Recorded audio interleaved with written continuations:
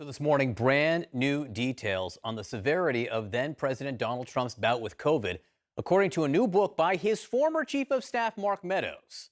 So the New York Times' Maggie Haberman reports, quote, he described walking into Mr. Trump's private residence to see him in a T-shirt, sitting up in bed.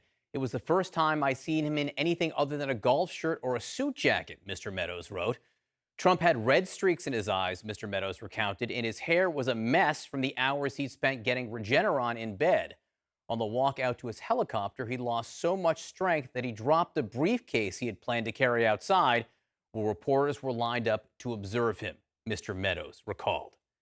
Maggie Haberman, who wrote the details of Meadows' book, joins me now. She's a CNN political analyst and New York Times Washington correspondent. The author of this book, again, renowned left-wing scribe, Mark Meadows. Donald Trump blurbed this book. He's endorsed this book. He endorsed it several weeks ago. He has since tried to say, parts of this were fake news when some of us reported last week on the fact that Meadows acknowledged that Donald Trump had had a positive coronavirus test long before they told us that he was sick. Meadows then said, well, there was also a negative test. Meadows says all kinds of other things in this book, and he called his own book fake news at one point a couple days ago, I should note. But in the book, because I've seen it, and this is not fake news, John, because a bunch of us knew this at the time and were told it was not true by them, tried to report as much as we could. He was much sicker than we were told. His oxygen level, his blood oxygen level was 86. That's really, really low. He was, talking about how he had lost all of his muscle strength, according to Meadows. The doctors were worried that it might be a weeks-long hospital stay. So this is all really new information, or at least new information officially. There's some that we've reported at various points. It's unbelievable to me that Mark Meadows is putting this in a book for which I presume he got paid after he did not tell the truth to the public over and over about this last year. If you'll permit me, this seems to really tick you off. I'm not sure I've seen you. This seems to tick you off. It does. Look, because there's a couple of things here.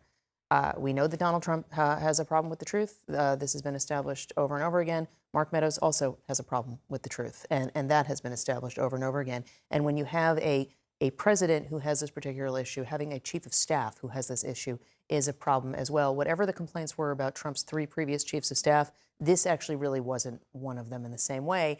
This was information about how sick the leader of the free world was. He was in very, very bad shape. I understand not wanting to create a panic. That is always something that White House officials have to deal with when they're dealing with an ill president. But in this case, there is such an indignance with which the White House insisted we were all wrong when we were asking about that first positive coronavirus test, about how sick he was. And because Meadows releases the information, but he wraps it in this bubble of, we had to, I mean, if you read the book, and I don't know how many people actually will, but if you read the book, he sort of writes in there, we had to do these things basically because the liberal media might say worse things about him, say he's in worse shape. It's a hard to process argument. You say Trump blurbed the book here. Do we know what the former president or how he feels about being described in a T-shirt sitting in bed with his hair all messed up and red eyes?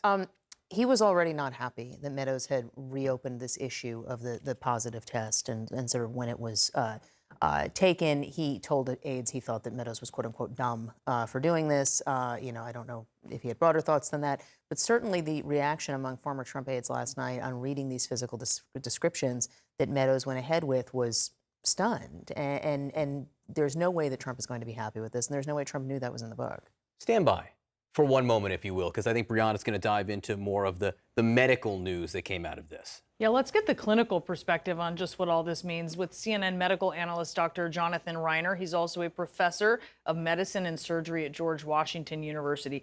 Okay, Dr. Reiner, 86% oxygen level. What does that mean? It means the president should be hospitalized. It means he was sick. It means that he had COVID-19 pneumonia.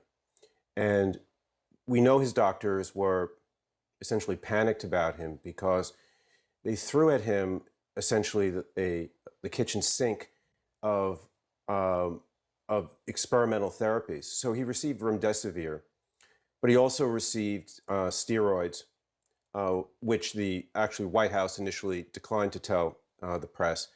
And then they also treated him with monoclonal antibodies, which were not yet approved by the FDA. So they were so worried about the president that they sought approval and delivery for this experimental therapy. because they feared for the president's life.